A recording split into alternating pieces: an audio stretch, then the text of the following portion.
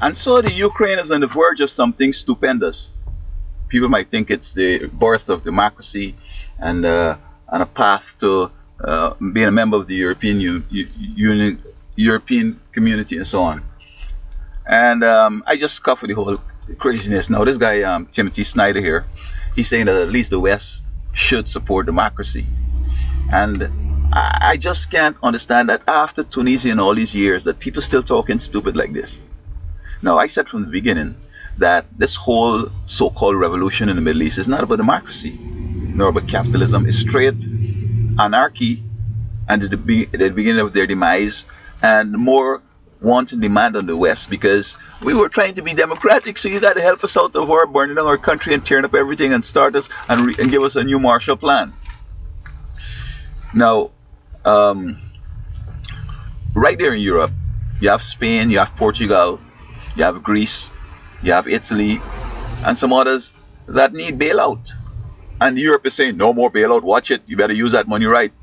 And then the German citizens are saying, you know what, we be eating crackers and peanut butter and drinking lemonade, and now we have something now, they're envious and they want some of it. And especially with Greece, when they were saying that, remember during the war, how this and that and whatever. So, when you talk about the European Union or community or whoever, you mostly talk about Germany. Germany is the giant in there. And then everybody can expect Germany to hand over the money now to help out the Ukraine. Now, hey, I'm a realist. And I know that from here on out, all supposedly revolutions are only devolutions. They are an opportunity for people to lose control and to destroy their countries. Now, look what happened. Look what happened in Egypt. They burned down this, destroyed the tourist thing, got the economy sputtering, and now the European Union, I think, giving them 12 billion. Now, I think people have to respect relationships that people have and don't try to, play stupid, because Europe and the world will not be united. And the people who are engineering this whole so-called revolution around the world basically just waiting and chopping the chops because they know that things are going to fall into their plate soon. Although I would assure them that things happen according to the way they're planning it. Because so far, we see in Syria, when the all go was supposed to go and, tear up the place and do whatever, you had China and Russia saying no way. So the plan was scuttled a little bit. But I'm saying that in spite of all the experiences we've had so far, where these so-called, but you know what, I was listening to CNN tonight, and perhaps as these are white folks in Ukraine, they're talking about, oh, it's so mature and so orderly and so nice, and it's so like T-bone steak and so, nice with eating with knife and fork and all that. Man, it's the same thing. I don't care who it is. It could be white, it could be Chinese, it could be whoever.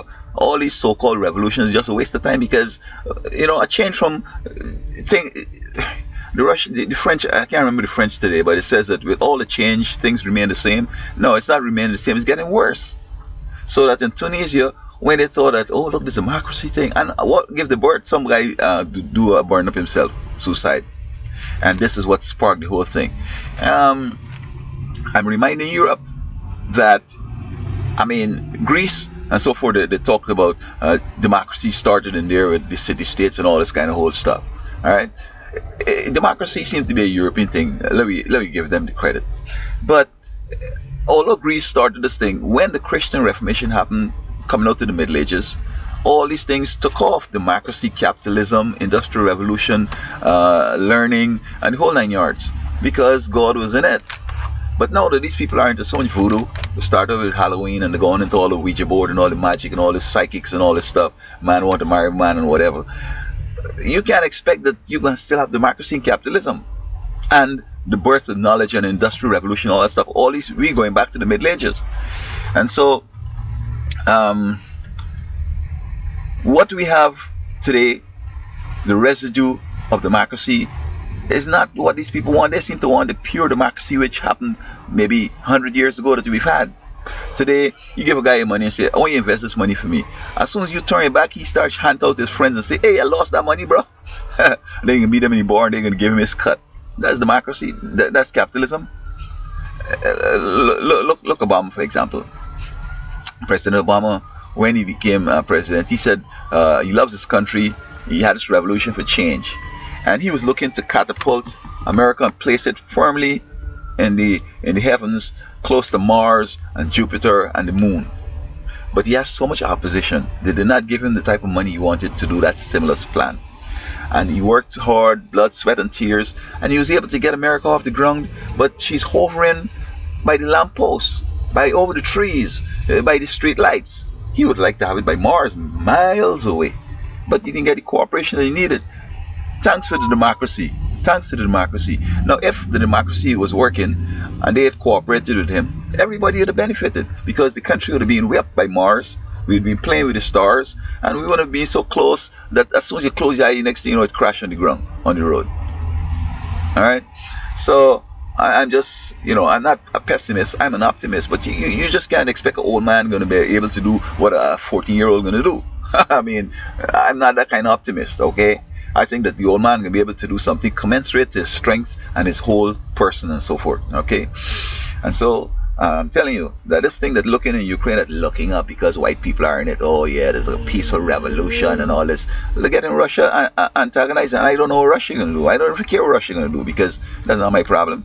My problem is to be able to, go through these various gauntlets I have to go through every day, that I don't get locked up or get shot or something like that. That's what I got to worry about. But just in keeping with my presentation and trying to, elucidate the issues out there, I'm saying that I am not so optimistic about this Ukraine thing. It's going to be just like Egypt, just like Tunisia, just like Syria. It's going to be just like everywhere else. Because when they get into power, it's going to be fighting this. Oh, no, we don't like what they're doing. They're going back in the street again. They get in power, they're going back in the street again. Just like Latin America. When the government in power, the opposition burn down the country. And when the government become the opposition, they burn down the country.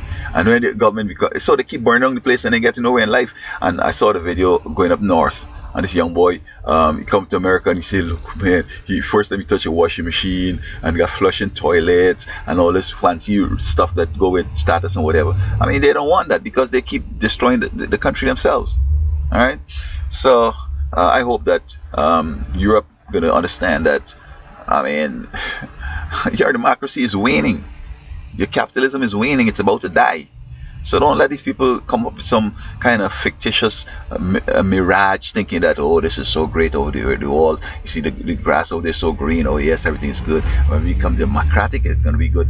There's going to be another source for you to have to spend money to bail out again. And already Greece, you're telling Greece, man, we can't give more money again.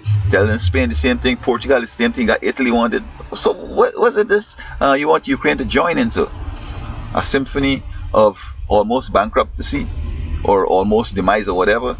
So as I said, I'm an optimist, and I'm not going to say I'm not wishing or would be happy to see things get into chaos and anarchy and whatever. But hey, if there's where it's going to go, I'm not going to say it. But I'm not impressed, and I think that the West and Europe better start counseling these people, man. Listen, stay with what you have. It's too late in the game to change, because when you're about to graduate, you can't change your major, and the world is about to graduate from this terrestrial to celestial, and you just can't change your stuff like that. The only change you can make, okay, is from sinner to saint. That's it. But from poor to rich, no way. From authoritarian to democratic, no way. Okay, so I'm also counseling these Western people that are talking about, oh, they want to be like us. I hope that you're preparing for when your time comes for your revolutions, because it's only revolutions or devolutions coming straight up. Okay, so while people burning over there, don't laugh and push your hand in your ears and jump up and say yes. No. There's not a time for that. There's a time to say, people, listen, we understand your aspirations, but stay with the program. See what you could do, man, because things are getting better. Things getting from bad to worse. Okay. So while things was bad with that guy, and you're only getting $5, with the revolution, all you might get 50 cents. You see what I'm saying? And the next revolution, you get 10, and then the next thing, you ain't got no money, and everything collapse, and then, oh boy, that's gonna be something. Okay, that's my take on this whole Ukrainian game.